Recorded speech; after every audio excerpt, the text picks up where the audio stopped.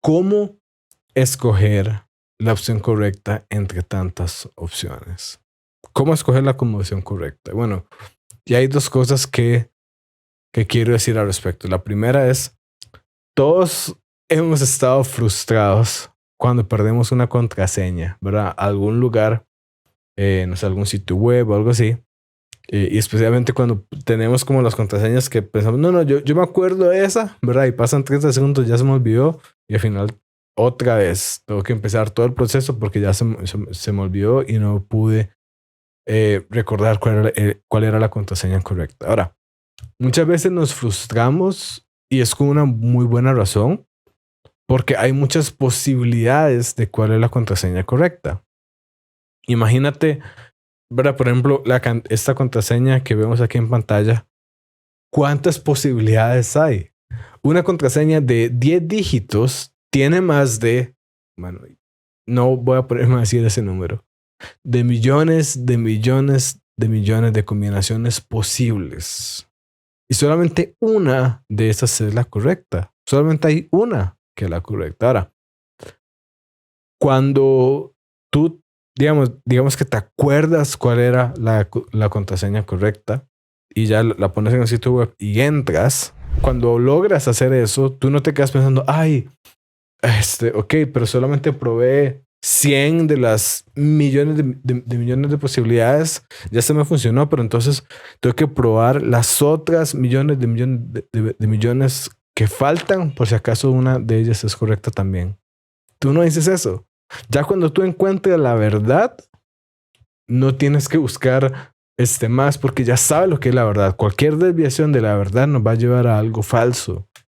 Cuando tú ya encuentres la cosmovisión correcta, la creencia correcta, que describe el mundo tal como es, que te describe a ti como eres, que es lógica y que es practicable, no tienes que buscar otras cosmovisiones porque ya encontraste la que es correcta.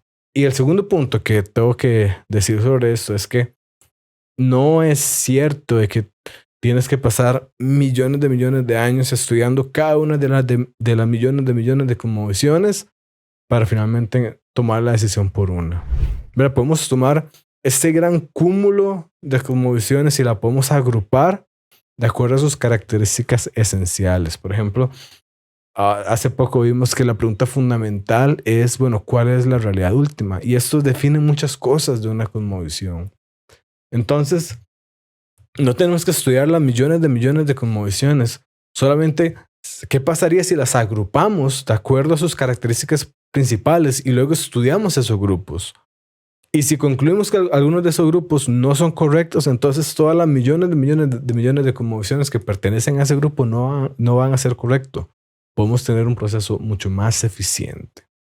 Y al hacer este proceso de agrupar las cosmovisiones, podemos tener varios resultados. Por ejemplo, podemos empezar justamente con el ateísmo. El ateísmo nos dice que solo existe el universo físico, en su caso más general, ¿verdad?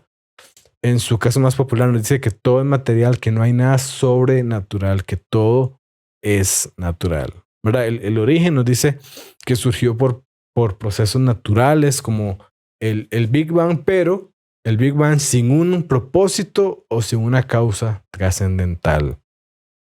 En términos de moralidad, nos dice que los valores son relativos, ¿verdad? Que lo que es bueno y malo no hay un estándar, no hay un fundamento objetivo para eso.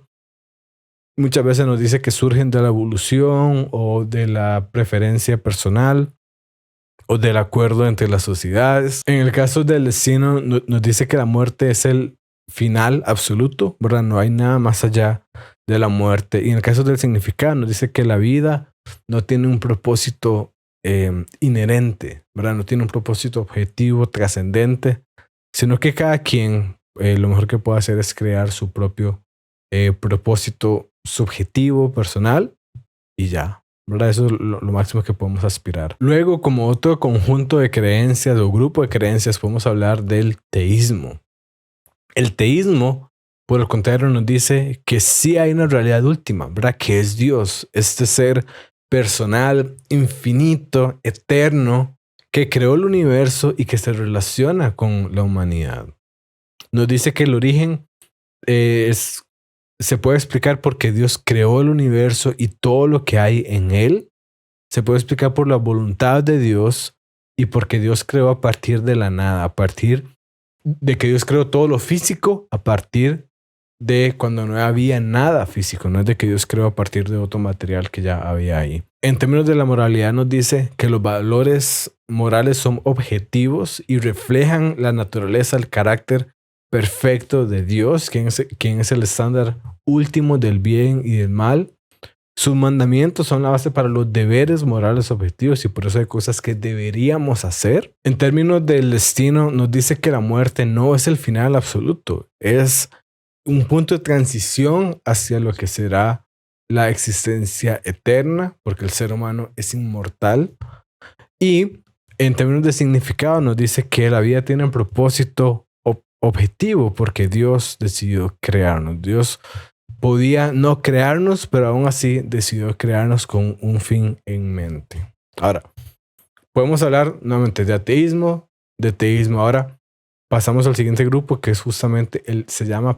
En un tiempo donde se dice que todas las verdades son relativas, es más importante que nunca saber cómo estudiar correctamente la Biblia y defender la fe con claridad. Por eso creé un minicurso gratuito con herramientas prácticas para leer y entender la palabra de Dios de manera que pueda responder con sabiduría ante los desafíos de hoy en día. Ingresa a diegofalles.com/curso y descubrí cómo fortalecer tu fe con una base verdaderamente sólida. Panteísmo. Y este grupo lo que dice es que el universo es Dios, es decir, que todo el universo es divino, que Dios y la creación son lo mismo, que Dios y la creación son uno solo, ¿verdad? Aquí, por ejemplo, tenemos muchas creencias nueva era, muchas creencias orientales, donde se habla de esa idea de que el universo en sí mismo es divino. Dios no es un ser personal, ¿verdad? No es un ser que tiene esa voluntad, que toma esa decisión, sino simplemente es el cúmulo de todas las cosas, ¿verdad? Es impersonal y nosotros realmente somos parte de ese Dios. Este tipo de creencias, por ejemplo, es como lo que se pueden ver, por ejemplo, en la película de Avatar o, por ejemplo, también en la Guerra de las Galaxias de Star Wars, ¿verdad? Con temas de la fuerza y demás. Luego también podemos hablar del politeísmo, que es la creencia de que existen muchos dioses, no solamente un dios, sino muchos dioses. Por eso es politeísmo, porque nos habla de que son muchos dioses. Lo podemos referenciar fácilmente como en los dioses de la antigua Grecia o de la antigua Roma, ¿verdad? Que cada uno tenía sus dominios, que eran seres finitos, ¿verdad? Y cada uno estaba encasillado a un ámbito en particular, digamos, como, no sé, como el agua, el fuego, la guerra y demás.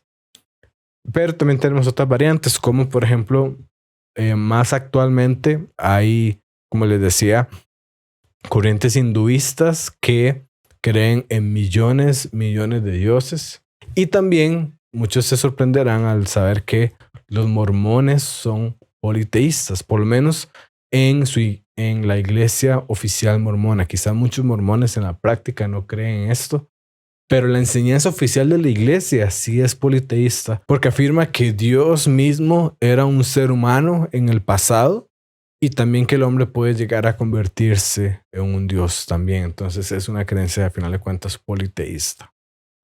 Luego podemos hablar de este otro grupo que se llama el agnosticismo, ¿verdad? Y podemos hablar de dos variantes. La primera dice que no sabe, ¿verdad? Si Dios existe o no existe.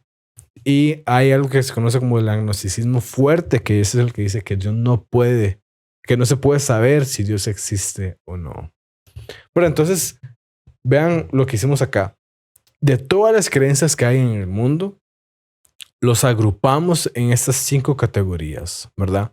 A veces, lamentablemente, podemos tener mezclas entre ellos, principalmente cuando las personas no examinan su creencia y no se han puesto a pensar realmente qué es lo que creen. Entonces, por ejemplo, hasta terminamos con creencias cristianas que son influenciadas por cosas de nueva era, que vienen más de una cosmovisión panteísta. Pero si estamos hablando formalmente, estos grupos de creencias son las categorías generales que nos permiten estudiarlos y ver efectivamente cuál es la correcta. Ahora, si lo notas, estas 5 categorías responden de forma diferente la pregunta que hablábamos al inicio de la realidad última. El ateísmo dice que Dios no existe. El teísmo dice que Dios sí existe. El panteísmo dice que Dios existe, pero es igual al universo. El politeísmo dice que no hay un Dios, hay muchos dioses. Y el agnosticismo dice que no se sabe si Dios existe, ¿verdad? Y entonces con esto queda claro que por más que algunos puedan decir que las religiones son superficialmente diferentes, pero que en el fondo son las mismas, con esto queda claro que eso es totalmente falso, porque más bien lo opuesto, ¿verdad? Quizás en algunas cosas superficiales se parezcan, pero podemos ver aquí que en el fondo sus afirmaciones sobre la realidad más profunda, la realidad última, son completamente diferentes.